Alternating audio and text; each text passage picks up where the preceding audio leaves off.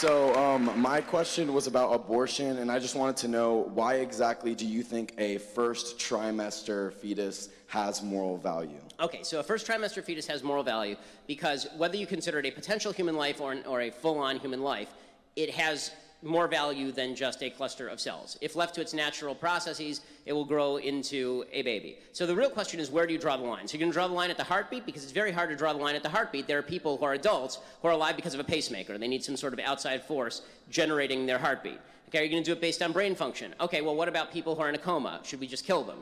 Right? The problem is, anytime you draw any line other than the inception of the child, you end up drawing a false line that can also be applied to people who are adults. So either human life has intrinsic value or it doesn't. I think we both agree that adult human life has intrinsic value. Can we start from that premise?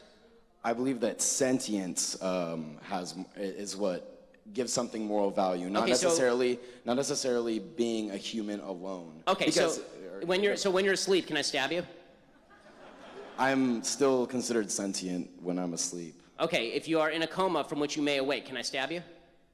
Well then, no. I guess not. I mean, like, I'm glad you answered that, because I have no interest in actually murdering you. But that's still potential sentience, and it's still a potential. Like, I agree. It is potential sentience. You know what else is potential sentience? Being a fetus. The issue with that.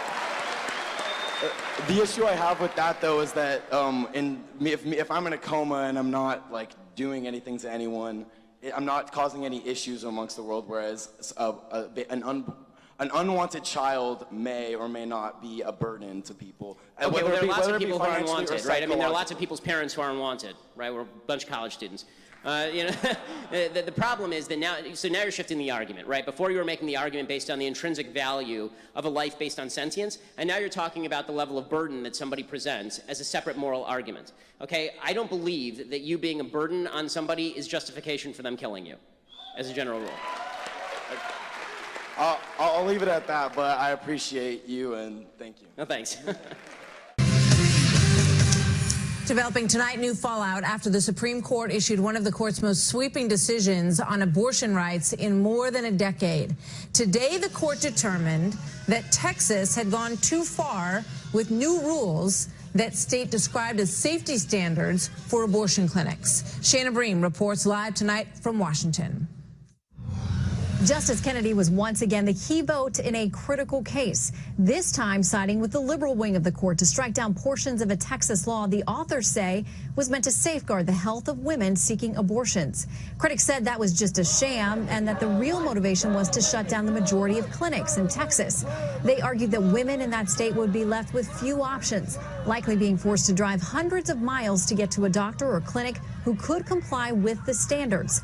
In striking down the regulations, Justice Breyer expressed real doubt that they would actually benefit women's health, with Justice Ginsburg writing in a concurring opinion that it is, quote, beyond rational belief that the law would genuinely protect women undergoing an abortion. The dissenters, Justices Thomas and Alito, said the court bent over backwards to get to that end result. Thomas writing that the court actually reworked the rules, benefiting, quote, judicially created rights like abortion, while disfavoring many of the rights actually outlined in the Constitution. Both sides say the battle is not over. Today is just day one. We've got an election where these issues are on referendum. We've got an election where the future of women's rights, which are human rights, are at stake. This generation's pro-life. The tide has turned in our country. Our culture is changing. We just have to transform Washington now. Both sides also used today's ruling as a prime example of why the Supreme Court should be on the mind of every voter heading to the polls this fall. Martha? All right. Thanks to Shannon Bream. So almost as soon as this ruling came down, we started to hear cheers of sorts from the left. Trevor Noah of The Daily Show went on Twitter to encourage people to, quote, celebrate the SCOTUS ruling. Go knock someone up in Texas. I kid you not. And then there was the former Texas State Senator, Wendy Davis, who got national attention for crusading against this law. Here she is. Well, I'm overjoyed. I have to tell you, I was fighting back tears a moment ago as I was reading the SCOTUS blog, and the first line that came out saying that the Fifth Circuit opinion or decision had been reversed. It's incredible news for the women of Texas. It's incredible news for the women throughout this country. Interesting. So joining me now, Ben Shapiro is an attorney and editor-in-chief at dailywire.com, and Ebony Williams is an attorney and a Fox News contributor. Welcome to both of you. Thank you, Martha. I want to get your thoughts on the ruling, but your thoughts first, culturally, on the reaction that this got from some on the left. Ben, what do you think? Well, I mean, I think, number one, Trevor Noah is slightly below bubonic plague on the funny scale, so it's not really a shock that he'd come out with a tweet like that. But this shouldn't be a surprise. I think Trevor Noah kind of let loose what a lot of Democrats actually think, which is that there's no reason abortion should be safe, legal, and rare. The internal logic of that statement, the old Clinton formulation, doesn't hold. If abortion is about aborting something that isn't fully human, then why should it be rare? And if it is about aborting something that is human, then why exactly should it be legal? So the full-scale celebration that you see, the idea that abortion is actually birth control, that's what most Democrats believe, including the Democratic Party platform, which it was revealed today, calls for a destruction of literally all state and federal laws that restrict, quote, access to an abortion, as well as public funding for abortion both at home and abroad. They don't believe abortion should be safe, legal, and rare. They think that it's just a form of birth control. Ebony, what do you think? Well, look, I thought the tweet from Trevor Noah was ignorant, sad, and very distracting from what I thought was a very classical constitutional analysis delivered by the court today, and I thought that was sad. I've got to respectfully disagree with Ben on the fact that most Democrats see abortions as a primary method of birth control or method at all of birth control. I'm just simply not aware of the data that shows that. I know for you know, people that I know personally that are pro-choice, they are just that. They're pro the woman's right to choose, actually not pro-abortion even, and certainly not advocating that be some method of birth control. That's why we have other actual birth control options. Yeah, I mean, there were other pro-choice individuals who said that they were horrified by some of these expressions. Disgusting. By the one that Trevor Noah put out. You're shaking your head, Ben. You don't believe that? Yeah, why? I'm just wondering exactly why there's... I thought it was a disgusting claim because it was a celebration, and it kind of, to me, underscored the point you made, Ben, and I think it's a sad and disgusting point that anyone in this country would view abortion as a method of birth control. But why would you object to that? If you don't think that the child is fully human, then why would you care? First I mean, you don't of all, care if somebody nobody has a said polyp that. I think that you're connecting dots that I've certainly not stated. That so if the child is fully human, why are you okay with aborting it? So to be pro-choice. Actually, you know what? Senator Marco Rubio, I thought, really brilliantly laid out this analysis in one of the debates where he talked about this issue of whether or not the child is unborn, and does the child have rights, and also does the mother have rights, and where do those rights intersect or overlap. And I'm someone that believes that certainly the child, unborn child, has rights. I believe that the mother has rights. I simply happen to be a person, and some believe that those mothers' rights deem to usurp those rights. But certainly it's not to disrespect. In what world would any of my rights allow me to kill another human being? Well, Ben, again, you're not a woman, and as a woman, I'm someone that's simply saying it is my position that a woman has a right to dictate the choices around her body, but that is not to ignore or take away the rights of any unborn child. I'm not a slaveholder either. That doesn't mean that I get to let slaveholders define what constitutes property and what constitutes a human being. Ben. That's good news. I'm really glad that you're not. No, the point that I'm making, I mean, if you'd let me finish the sentence, the point that I'm making is that the greatest moral problem in society historically is the idea that you get to arbitrarily define what is human and what is not based on your own convenience. I don't believe it's arbitrary, and again, this is not a discussion about humanness, but thank you. Ebony, thank you very much. Thank you so much, being Martha. here. Ben Shapiro, thanks to you as well. A very big decision and controversial indeed coming out of Texas today, and more to come on that. So there are serious new questions. So you have 3 steps for not being born in America. Graduate high school, don't have babies before you get married and get a job, right? Permanently born in America. Right. So. And those aren't mine, those are the Brookings Institution. Yeah. What would you advise to a young woman who's not married, who gets raped, but does not have access to an abortion as a you believe in no abortions, right? Yes, I'm pro-life, yeah. Okay, so then what would you advise that woman? Okay, so first of all, I do appreciate that you've created the saddest possible scenario for a living human being. Is she also disabled? Let's really go whole hog, and she has breast cancer as well. So it's as long as we're creating imaginary victims. But you know, the answer is that doesn't actually change the calculus, meaning that obviously what happened to this person is an awful, awful, horrible thing, and as I said earlier, the person who raped her should be tracked down, captured, killed, or castrated. So that's number one. As far as the morality of abortion does not change based on need, right? So the fact that she's poor and needs an abortion doesn't change whether she was rich and needs an abortion or poor, because the abortion argument really comes down to, do you think this is a life or not? If you don't think it's a life, you can do whatever you want with it. If you think it's a life, you can't do anything with it. As far as what she does with the baby, that's up to her. You know, if she wants to keep the baby, it's obviously going to be an obvious economic burden. I would think that there are a lot of people out there like me who would give charity in order to try and help out somebody who's obviously in that sort of situation. And there are charities that exist for people like this to try and help out. And if you know of this woman, tell me her name, and I'm happy to give her some money.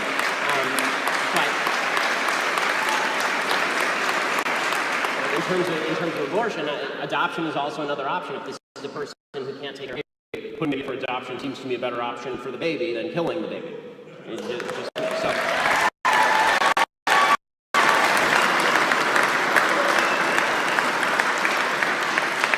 Yeah, it's okay. Let her follow up. So I'm just wondering, because there is the health of the woman that's taken into question, and she doesn't have the money to have proper health care, or as well as the fact that if she's in college, there's a good chance that she won't be able to continue college. Okay, so now you're adding more variables to the situation. But okay, so let's take each one of those variables at a time. But I'm going to have to cut off the continuing hypothetical after this before she ends up in penury at the end of Les Mis. But it's.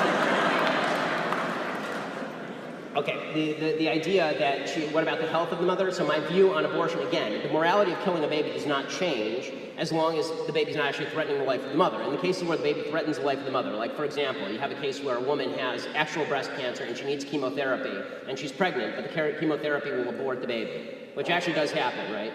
That is a case where the mother should, I think, be able to get the treatment. That's not the same thing as an abortion.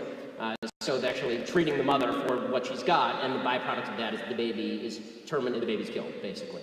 That's not the same thing morally. As far as again, all I can say is restate that if this woman, you know, there's about as sympathetic a case as you can make, and I personally would step in to try and help someone like that, and I have a feeling a lot of people in this room would step in to try and help somebody like that. But you're also, I do think that it's important to know two things. One, the solution to something horrible happening is not another horrible thing happening in the killing of a baby, which I think is actually horrible. And two, it's really not good to take the marginal case and then use that to argue broad. So what people tend to do is they say, well, what about the girl who's raped? What about her abortion case? So now let me ask you, if the girl weren't raped and she just got pregnant, would you think that she should still have access to an abortion? Right, so you're giving me you're giving me an exceptional case. So you're giving me an exceptional case in order to prove a rule that you don't actually want to defend. So if you just come up and ask me, do I think a woman should have an abortion, then we could actually have an argument about, or a discussion about in what cases an abortion was appropriate. But you always, this is what people on the pro-choice side, the anti-life side, actually do. What they actually do is they take the marginal case, they take the raped, woman who has a severe disability, and they say, this is all abortions. That's not all abortions. Significantly less than 1% of all abortions are performed on women who have been raped. So if you want to talk about the epidemic of abortion in the country, over 1 million abortions performed a year in the United States, let's talk about the other 99% of cases. When you are willing to agree with me that the other 99% of cases are not cases where abortion should be necessary, then I'm willing to have a discussion with you about compromise. But I don't think that's what you want. I think that you're just using the exceptional case in order to try and guilt me into supporting a broad-based abortion platform.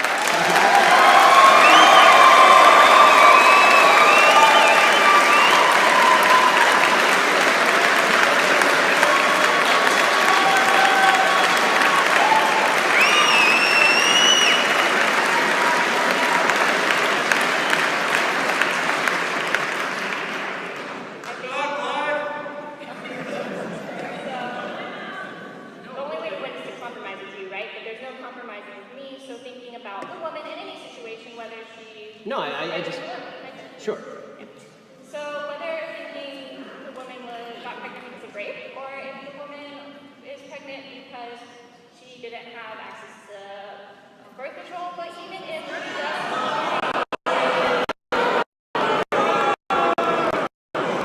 Guys, let her ask the question. I want to hear the rest of the question. All right.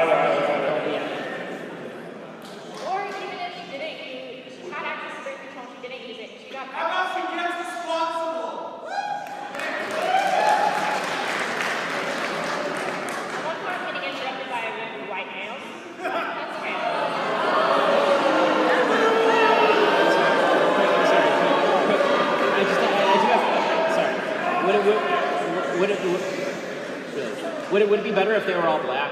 I'm just I'm confused.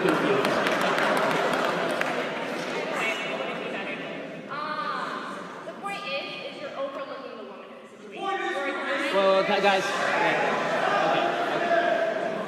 I'm not overlooking the woman in the situation. She had many choices. Okay, so now you're shifting the scenario. Okay, so now just to be clear, are we talking about the scenario with the rape, or are we talking about the other one? We're talking about everything. Okay, because no, we're not going to do every scenario because all these scenarios are different, and I want to discuss them specifically. So if we're going to talk about so if we're going to talk about the case where the woman is she doesn't have access to birth control, which is available at CVS for $32, you can get a bunch of condoms, okay? It's really not expensive. If we're going to talk about, the idea that a woman just was too lazy to use birth control, or she got pregnant because the birth control broke, I really do believe, well, I mean, since the woman is probably going to bear the burden of pregnancy, it's both of them might bear the burden. I mean, just actually speaking.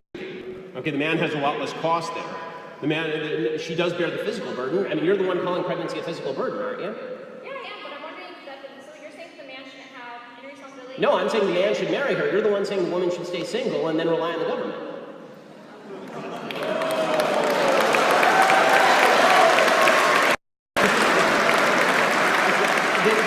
These are two separate issues. Sympathy for the woman and how about a little sympathy for the child?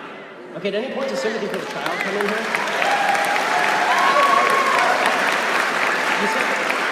You say I'm not compromising. I'm the only one in this conversation who's expressed the willingness to take money out of my own pocket and put it in somebody else's. So have you donated to Planned Parenthood then? What was that? Have you donated to Planned Parenthood? No, because they kill babies.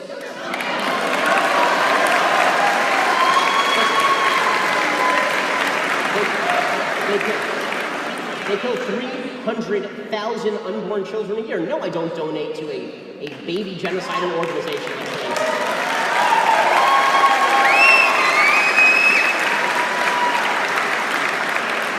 I'd love to continue it, but there's a big line behind him.